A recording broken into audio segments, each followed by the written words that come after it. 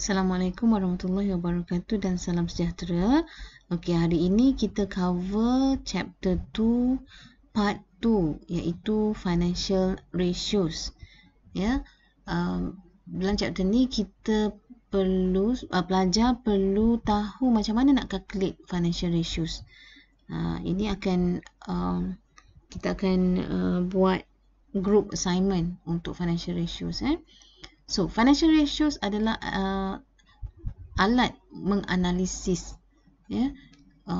untuk interpret and evaluate firms performance based on financial statement. Interpret and evaluate firms performance. Kita nak tengok sesuatu syarikat tu dia perform bagus ke tak bagus berdasarkan kepada financial ratio dia. Ratios are used to highlight weaknesses and strength of a firm. Jadi kita boleh tengok kekuatan dan kelemahan sesuatu syarikat tu. Siapa yang menggunakan financial ratios ni? Yang pertamanya managers, kemudian investors pun dia akan tengok financial ratios, dan interested parties seperti bank yang nak memberikan pinjaman kepada syarikat.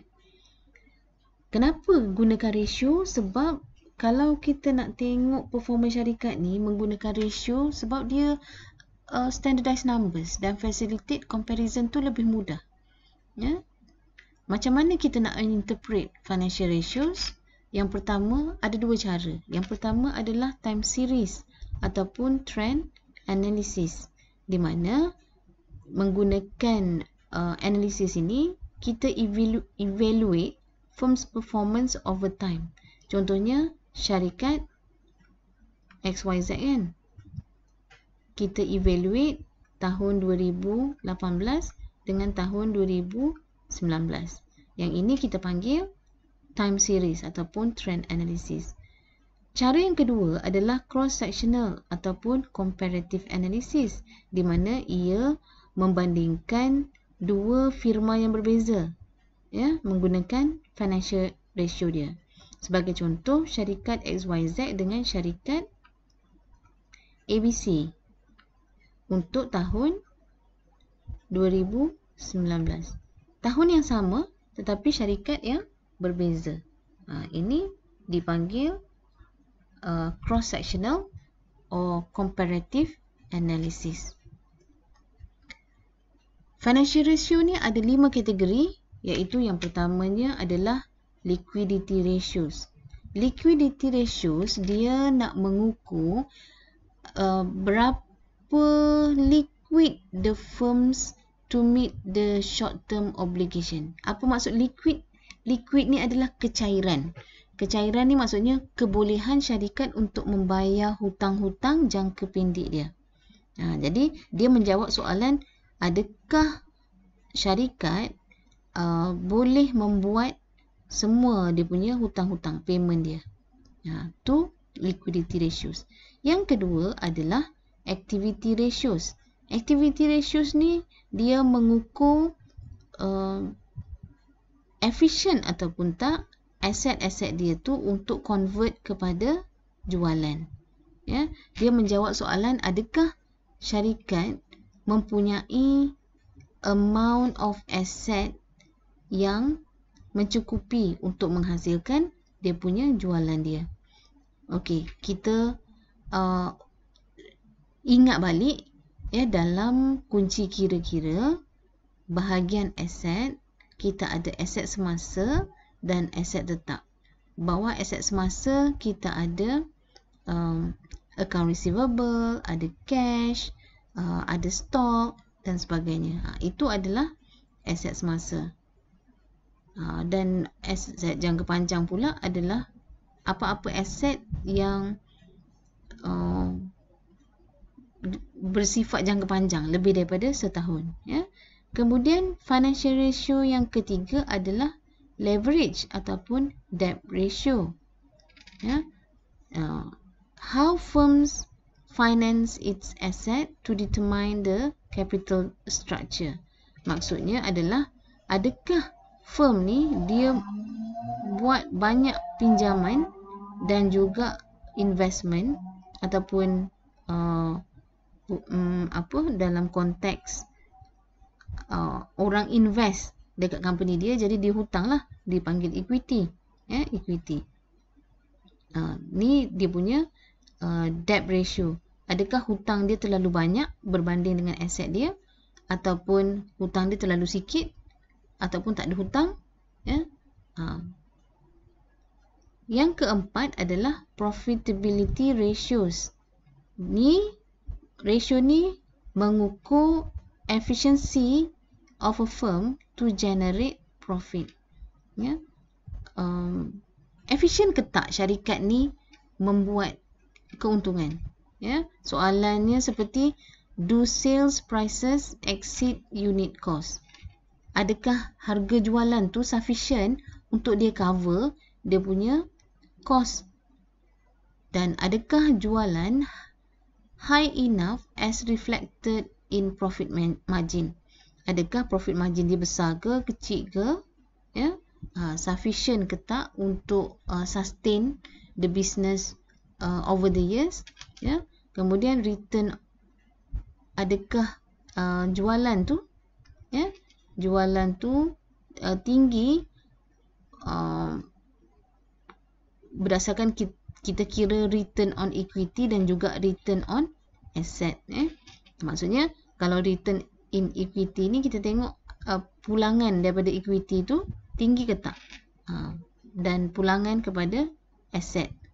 Dan yang terakhir sekali, yang kelima adalah market ratio, di mana dia measure the return on investment for shareholders. Ini biasanya yang shareholders nak tengok lah, sama ada investment dia yang diletak dalam syarikat tu mendapat pulangan yang baik.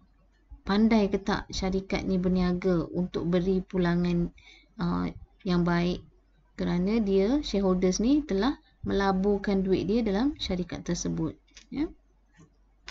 Okey, sekarang kita masuk kepada macam mana kita nak mengira setiap ratio ni tadi. Kita ada 5 ratio dan di bawah setiap ratio tu ada beberapa ratio lagi. Okey, yang pertamanya liquidity ratios. Okey, liquidity ratio kita nak tahu berapa keupayaan kecairan syarikat tu untuk membayar hutang-hutang dia. Yang pertama adalah current ratio. Okey, current ratio kira berdasarkan kepada current asset bahagi dengan current liabilities. Dua-dua current. Di mana kita nak tahu berapa cepat syarikat boleh bayar hutang jangka pendek dia menggunakan dia punya current asset. Jadi kalau kita dah kira ni, kita ambil amount ni daripada balance sheet. Kunci kira-kira. Current asset sebelah kiri, current liability sebelah kanan. Dan jawapan dia kita dapat dalam nilai X. Dan nilai X ni menunjukkan higher ratio reflect the ability to pay its short-term obligations on time. Maksudnya kalau kata positif, dapat nilai positif, ataupun 0.1.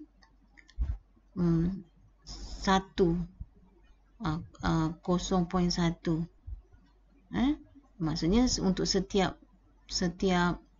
aset dia boleh bayar untuk setiap RM1 current liability dia boleh bayar sebanyak 0.1 lah.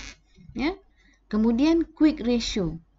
Quick ratio ni yang paling cepat untuk dia bayar, di mana mengambil kira current asset tolak inventory bahagi dengan current liabilities. Kenapa tolak inventory? Inventory ni adalah stok. Stok biasa kita simpan dalam store. Kita hanya dapat duit apabila kita jual inventory tersebut. Jadi current asset, bila current asset tolak inventory ni adalah duit cash yang paling mudah nak dapat. Jadi inventory ni kena jual dulu, dia lambat sikit. Sebab tu nama dia dinamakan quick ratio. Okey, dapat jawapan tu, answer dia maksudnya dalam nombor lah. X ni adalah nombor lah. Higher ratio reflect the ability to pay its short-term obligations without relying on inventories.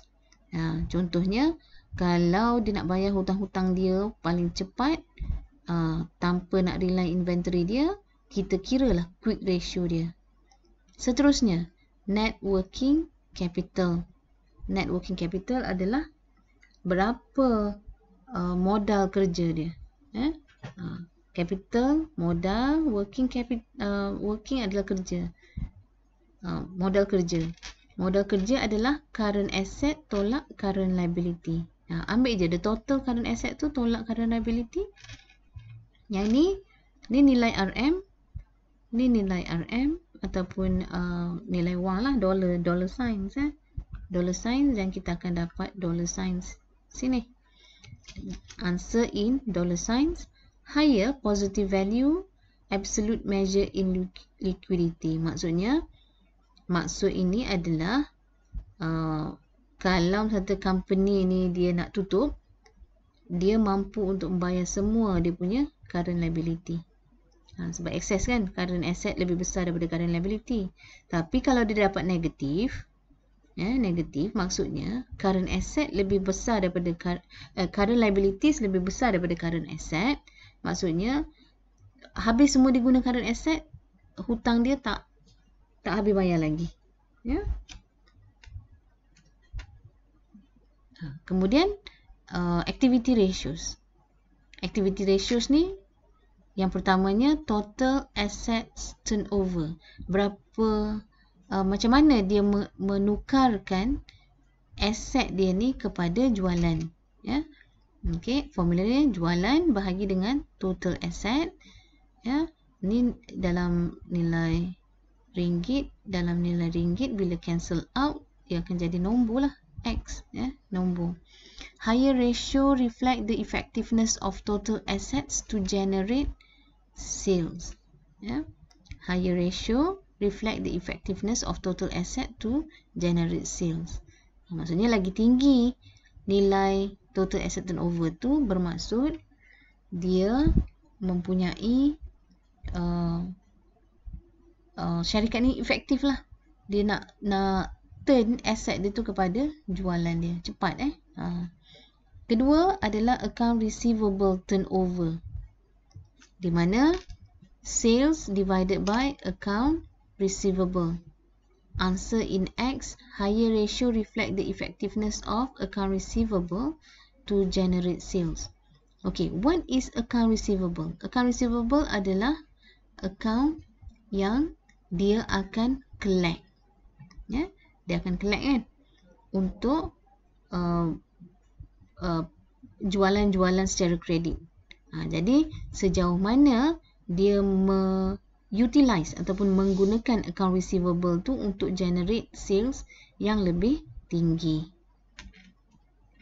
Okey, seterusnya average collection period. Berapakah masa purata dia buat collection untuk hutang-hutang yang dia bagi dekat pelanggan dia.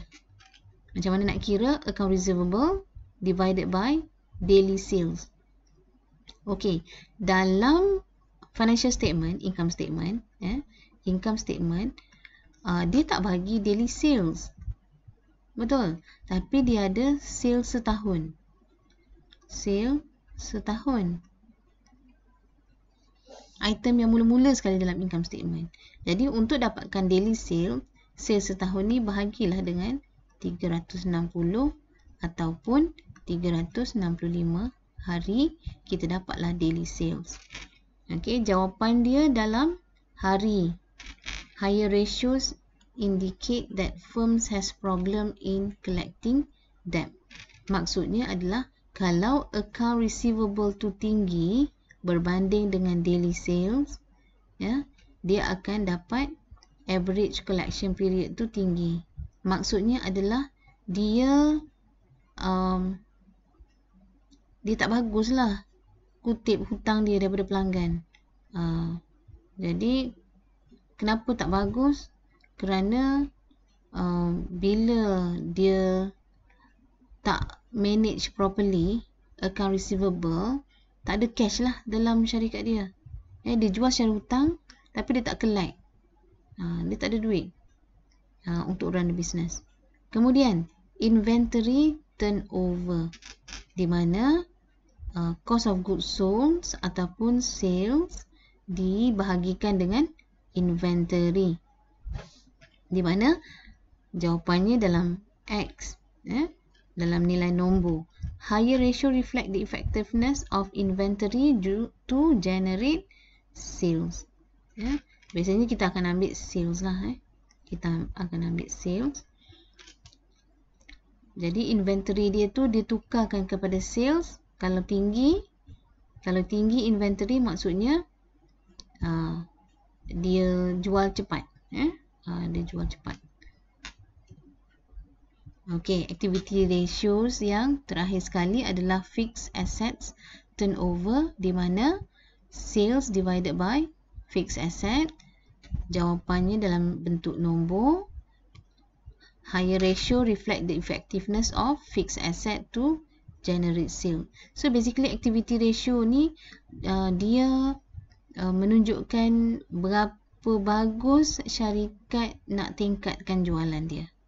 Okey, nanti kita sambung dengan recording slide yang seterusnya.